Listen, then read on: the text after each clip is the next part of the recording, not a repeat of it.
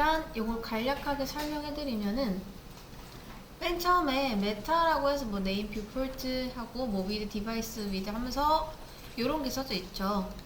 얘는 뭐냐면 이 모바일 크기에서도 기기의 해상도 같은 게 이제 절대적인 크기로 나오도록 하는 그런 설정인데, 이렇게만 들으면 단순히 뭔지 모르겠죠? 자, 예를 들어 여러분이 사이트를 만들어요. 근데 저 뷰폴트를 안 넣으면요 어떻게 되냐면 이 PC 모바일에서 봤을 때 이런 식으로 보입니다. 보통은 어떻게 보이냐면요, 이제 반응형을 잘했다 라고 하면은 모바일 화면에서 봤을 때 이런 식으로 됩니다.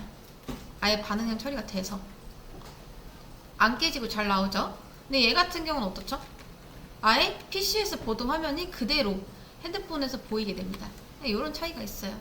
그럼 네이버는 반응형 처리를 안 한 거냐? 네, 안 한 겁니다. 근데 대신에 새로 고쳐보시면 모바일 버전이 이렇게 따로 있죠. 여러분 그 네이버 앱 같은 거 보면은 이렇게 생겼죠. 그래서 이런 차이점이 있습니다. 그리고 보통 모바일 모드에서는 이렇게 URL에 이런 걸 보고 URL이라고 합니다. 주소창.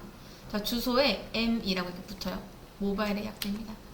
그래서 대부분은 이제 반응형 처리를 하는 게 보통이긴 한데, 이런 것처럼 전용 앱이 따로 있는 경우에는 아예 PC 버전, 그 다음 모바일 버전 이렇게 두 가지를 만드는 편이기도 합니다.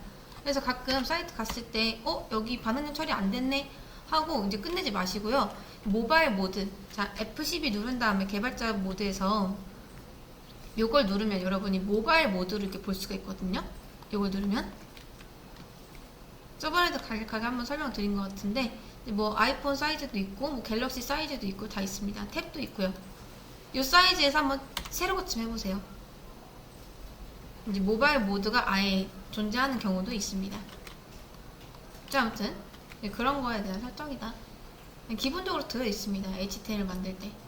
다음 jQuery 불러왔고, 폰트 어썸은 이제 아이콘, 우리 저번에 잠깐 썼었죠. 애플 했을 때. 그리고 테일윈드라는 게 있는데, 얘는요 우리가 정식적으로 배울 겁니다. 이 테일윈드 라이브러리를 쓰는 곳이 은근 있기 때문에 그래서 알아두면 좋거든요. 얘는 정식 수업 과정이 있고 그때 좀 더 자세히 설명을 드리겠지만, 우리가 jQuery를 배웠었죠. jQuery는 자바스크립트를 조금 더 쉽게 쓸 수 있게 해주는 라이브러리였습니다. 자, 테일윈드도 마찬가지로 얘는 태그가 좀 다르죠. 자, jQuery는 JS이기 때문에 스크립트 태그를 썼습니다. 그리고 링크를 달 때는 src에 이렇게 달아줬는데, 테일윈드 같은 경우는 링크 태그에 답니다. 자, 구분하는 방법을 알려드릴게요. 여러분이 라이브러리의 어떤 주소를 이렇게 가져오잖아요. 이처럼. 근데 끝에 이렇게 JS라고 붙는다. 그러면 얘는 이제 자바스크립트 라이브러리 이니까 이제 스크립트 태그로 달아주시는 게 맞습니다. 근데 끝에가 CSS로 끝난다. 얘는 CSS 라이브러리 이니까 이제 링크에다가 달아주시면 됩니다. 참고로 스크립트에는 이제 기본적으로 여러분들이 스크립트 태그를 만들잖아요. 그러면 속성값에 src가 딸려있지 않아요. 안 만들어지죠. 그래서 여러분이 수동으로 src 하고 이렇게 달아주셔야 됩니다. 근데 링크 같은 경우는 링크하고 탭을 해보면 A처럼 href라는 게 이렇게 달립니다. 그 다음 rel, 얘는 이제 스타일 시트, 이제 css라는 의미니까 그냥 이렇게 두시면 되고, ref에다가 링크를 달아주시면 됩니다. href 맞죠?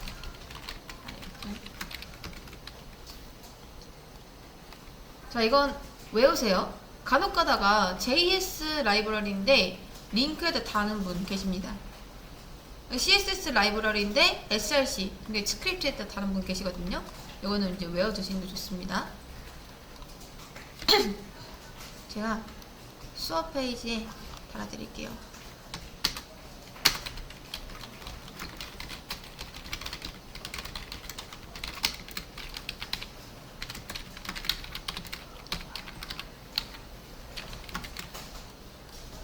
라이브러리 태그 이거를 꽤나 많이 헷갈려 하시더라고요. 35강에 이렇게 정리해서 달아드렸습니다. 자, 그래서 이 CSS 라이브러리 중 테일윈드라는 거를 쓰면은 일단 우리 노멀라이즈 있죠? 기본적으로 노멀라이즈가 되어 있습니다. 그리고 버튼 같은 걸 만들면요, 버튼 원래 기본적으로 버튼 디자인이 있거든요. 어떻게 생겼냐면 이렇게 생겼습니다. 보이시죠? 원래 버튼 디자인이 이렇게 생겼는데 이 버튼까지 다 노멀라이즈가 됩니다. 그래서 딱 붙어서 여기 위에 이렇게 나온 거 보이시죠? 그러니까 사실 방금 전에 봤던 그 버튼 여러분 그대로 쓸 거 아니잖아요. 버튼도 다 디자인이 들어가기 때문에 이제 테일윈드를 쓰게 되면은 그런 것도 다 제로 상태로 만들어줍니다. 자, 그 다음 폰트. 이거 폰트는 여러분들이 보통 CSS에다 다는 경우가 많죠. 근데 HTML에다 이제 스타일 태그로 달아주셔야 됩니다. 이렇게. 자, 그래서 이제 여기까지가 기본 구성이다 라고 생각하시면 되고, 필수는 아닙니다. 그냥 지금 아코디언 할 때 이렇게까지 놓으면 좀 편할 것 같아서 달아 놓은 거지, 여러분이 나중에 사이트 만들 때 이걸 모두 다 무조건 가져야 되는 건 아니에요. 자, 그런 다음 이제 마크업만 좀 해보겠습니다. 처음에 여기서부터 이제 시작이죠. 자, 섹션 하고 클래스를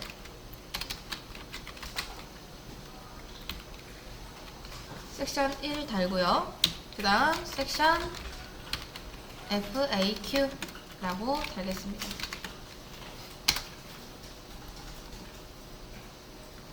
내가 탭을 했는데 이게 이제 안 만들어진다 하면은 지웠다 다시 쓰시면 됩니다.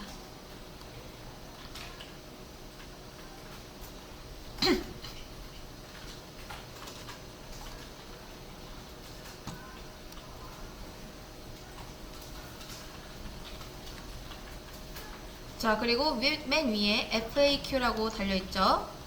그래서 이제 div 안에 h1 하나 둘게요. h1 FAQ. 그리고 자, 이제 테일윈드를 쓰면은 우리가 CSS를요 이제 막 직접 다 하드코딩 안 해도 꽤나 편하게 쓸 수가 있거든요. 그러니까 라이브러리라는 게 누군가가 만들어 놓은 코드를 우리가 이제 링크로 이렇게 불러와서 그 기능을 쓸 수 있는 거잖아요. 그러니까 테일윈드라는 거는 누군가가 이제 테일윈드를 만드는 회사겠죠. 여기에서 CSS를 좀 더 편리하게 쓸 수 있게 만들어 놨습니다. 그럼 우리는 CSS를 직접 다 하드코딩 하는 게 아니라 그냥 불러와서 쓸 수 있다는 거예요. 근데 그 중에서 자, 이거는 잠깐 따라하지 마세요. 로렘 곱하기 100 해볼게요. 여기 다시 취소할 겁니다. 자, 보시면 사이트를 줄였을 때 글자가 양 옆에 이렇게 딱 붙어버리죠. 이게 기본입니다. 기본. 근데 테일윈드 안에 왜 우리 여러분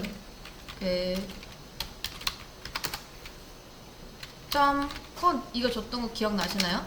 .콘에다 이제 div에 뭐 클래스 콘 이렇게 달고 콘한테 요런 걸 줬었습니다. 최대로 늘어날 수 있는 길이 맥스 위드는 뭐 1200 픽셀이다. 그리고 라이브러리 쪽에 이 콘을 또 분리를 해줬었어요. 왜냐?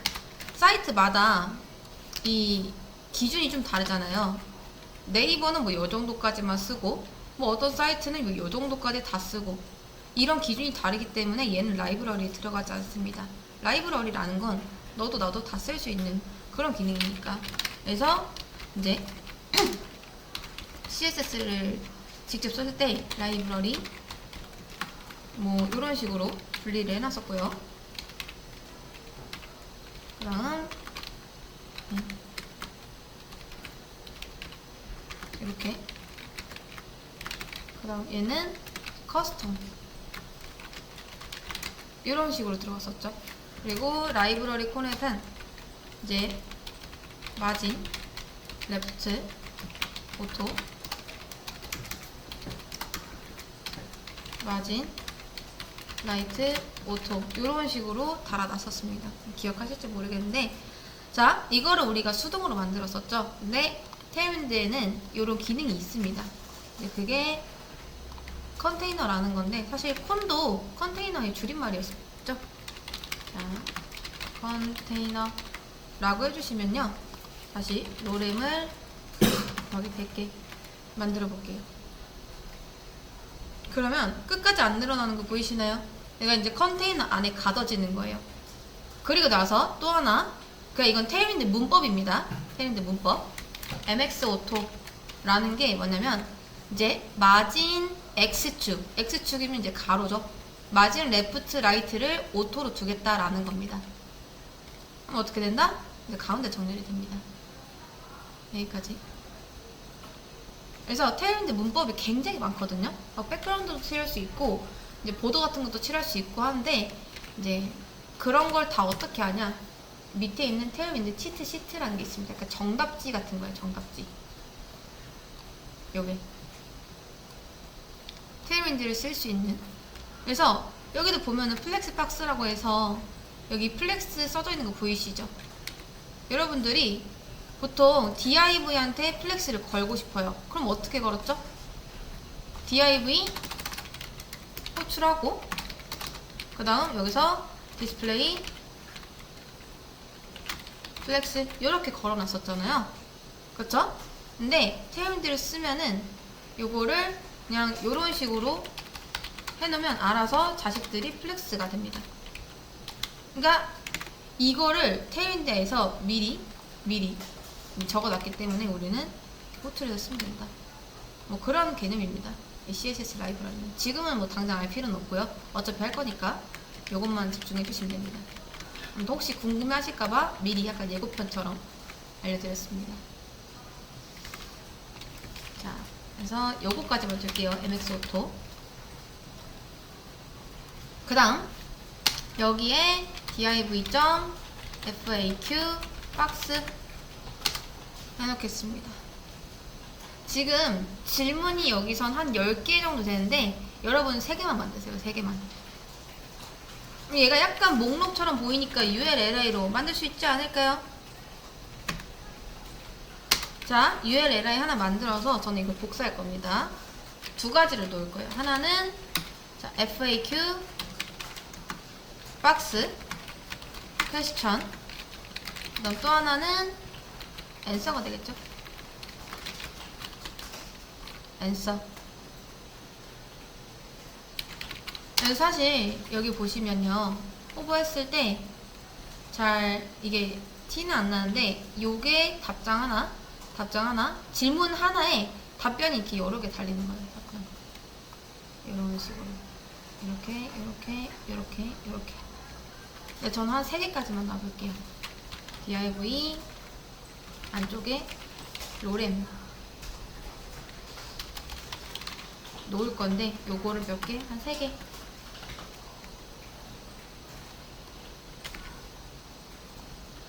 div 하고 요렇게 써야겠네요.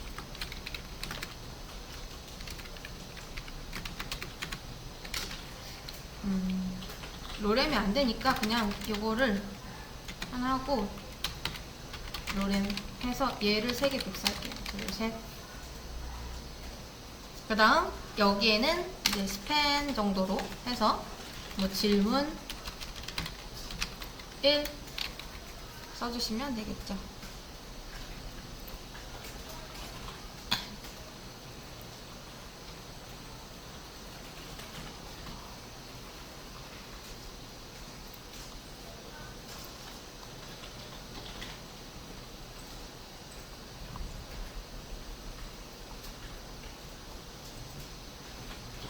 자, 그 다음 요 li를 3개 복사해서 쓰시면 됩니다. 그러면 얘가 질문 2, 질문 3, 그 다음 질문 2. 요렇게.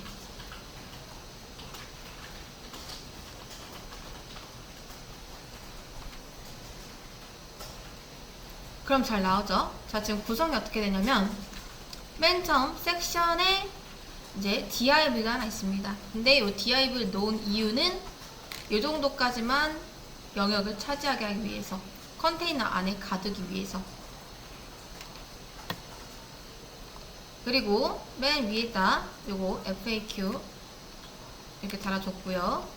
참고로 H1인데도 불구하고 작은 이유는 테일윈드에서 노멀라이즈를 했기 때문입니다.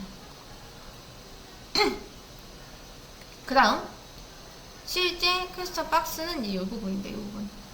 근데 얘가 약간 목록처럼 보이기도 하니까 ULLI를 묶어줬고, LI 하나에 DIV가 2개가 들어있습니다. 퀘스천 부분 하나, 그 다음 앤서 부분 하나. 퀘스천에는 스팬에 질문 3 뭐 이런 식으로 질문 제목 적어줬고요. 그 다음 앤서에는 이렇게 답변 하나하나를 DIV로 감싸놨습니다.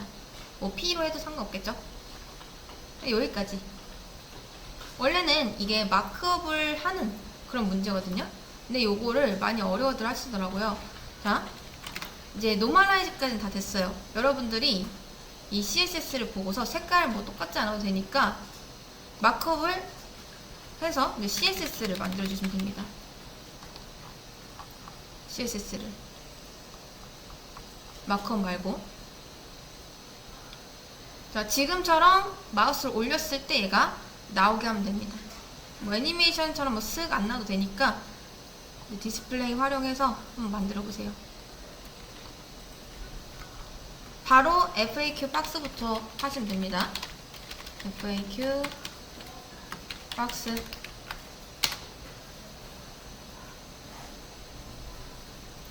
그 다음 지금 같은 경우 하나 더. 자, 부모격이 보통 보면요, 얘가 부모죠. 근데 얘 이름 보면은 부모가 이름에 딸려있죠. 클래스 이름에. 그런 거 같은 경우는 여러분 CSS를 굳이 막 FAQ, 얘 밑에 있는 .FAQ 박스, 그 다음 question 이렇게 안 써도 어차피 이 부모 이름이 클래스에 내포되어 있기 때문에 이렇게만 써도 상관없긴 합니다. 근데 내가 그냥 단순히 퀘스천이라고 지었다 라고 한다면 당연히 이렇게 써주셔야 돼요. 그래서 FAQ 박스 퀘스천. 이거 쓰는 방법은 이제 각자 다르기 때문에 여러분이 여러 가지를 접해보고 좀 더 선호하는 쪽으로 써주시면 됩니다. 이제 원래는 섹션부터 들어가는 게 맞았겠지만, 우리가 컨테이너랑 이 MX 오토를 둔 덕분에 바깥은 딱히 꾸미지 않아도 될 것 같고, 이 박스부터 한번 작업을 해볼게요. 일단 잘 보시면 여기에 보더가 살짝 있거든요. 티가 좀 잘 안 나죠? 자, 보더를 한 2픽셀, 한 3픽셀, 다음 솔리드 핑크 이렇게 해볼게요. 보더 쳐진 거 보이시죠? 그런 다음 백그라운드 컬러를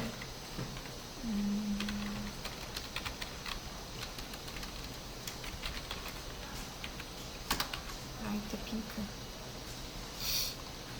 뭐라 할까요?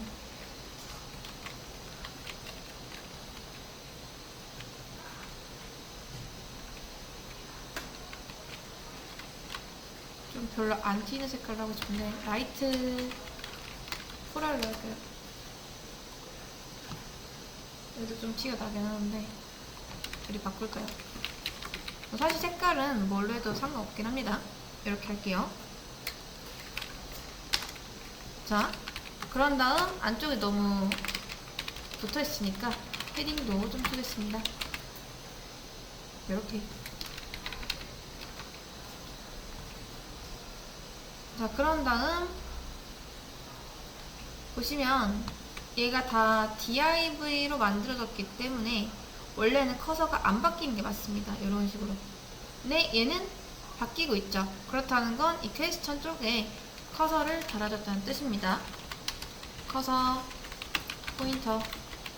그래서 여러분이 딱히 뭐 A 태그로 만드는 거다 하지 않아도 버튼처럼 돼 있다면 다른 태그일 땐 이걸 달아주시는 게 좋아요. 자, 그 다음 이 플러스 버튼이랑 마이너스 버튼 만들어야겠죠? 자, 얘한테 애프터를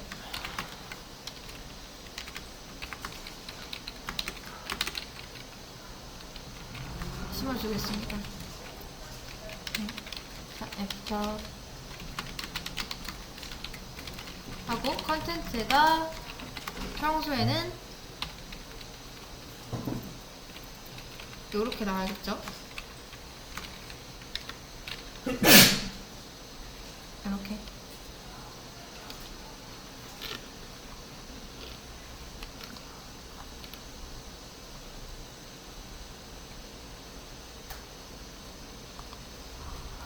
자, 그런 다음 얘를 여기에다 붙이는 게 아니라 여기에다 붙이셔야 됩니다.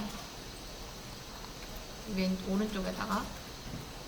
근데 뭐 플렉스도 있지만 플렉스를 쓰기 전에, 플렉스에 나오기 전에 옛날에는 어떤 식으로 이런 걸 정리를 했냐면 이제 플롯이라는 게 있어요. 플롯. 참고로 우리는 얘를 안 할 거긴 합니다. CSS.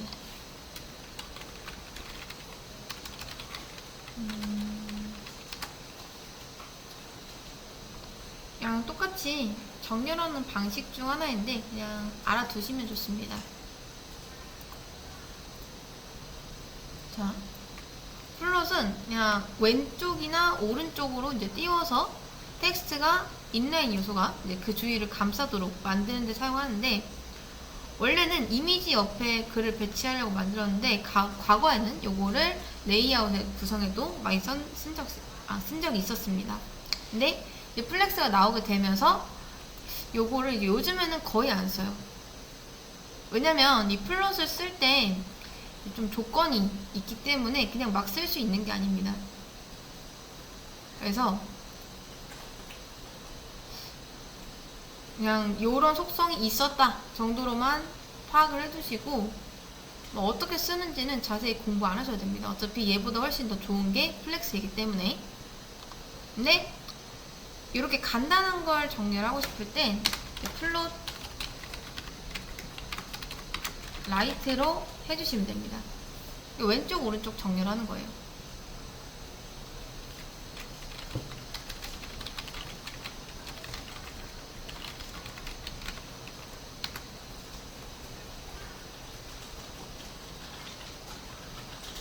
그래서 플롯이라는 건 그냥 왼쪽이나 오른쪽으로 이 요소를 띄워주는 속성 중 하나입니다. 그래서 뒤에 오는 이런 애프터 같은 글자나 아니면 이 요소가 주변을 감싸게 되면서 얘네를 이렇게 정렬시키는 거죠.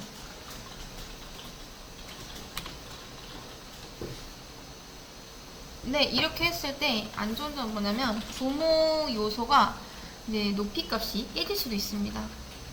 그래서 요즘에는 좀 더 안정적인 플렉스나 그리드를 많이 사용을 하죠.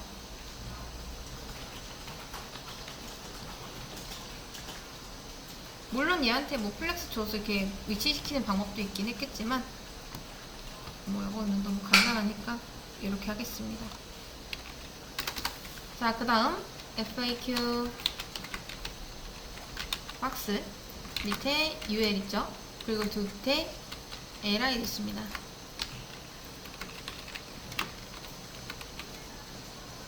걔네한테도 패딩 10픽셀 줄게요. 얘네입니다. 얘네 보이시죠? 그러니까 전체적으로 박스한테 패딩 준 거고, 또 얘네를 감싸는 박스한테 패딩을 또 이렇게 준 겁니다.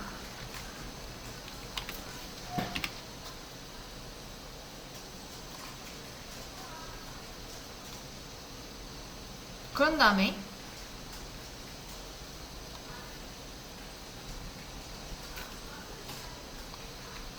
자, 보시면 얘가 원래는 플러스로 있다가 마우스를 올리면 이렇게 마이너스로 바뀌죠.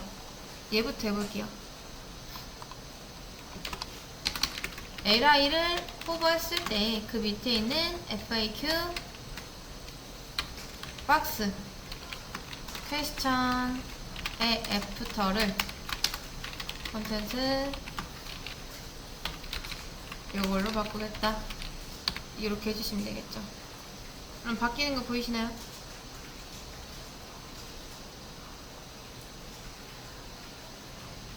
잘 바뀌죠?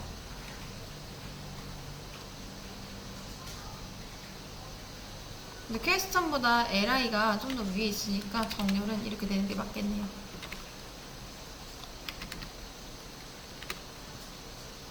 li가 먼저 오고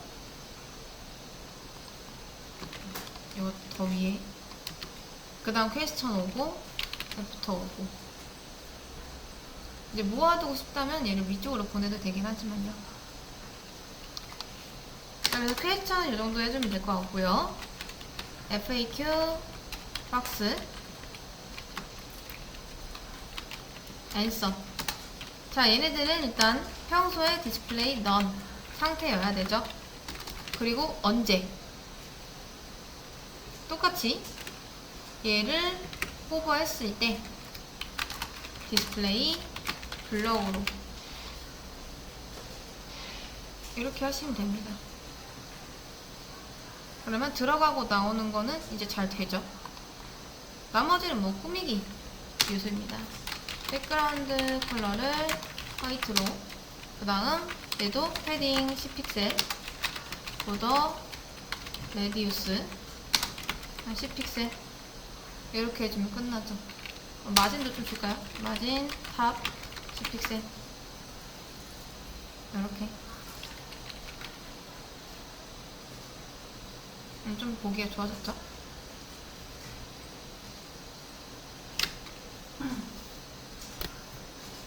여기까지.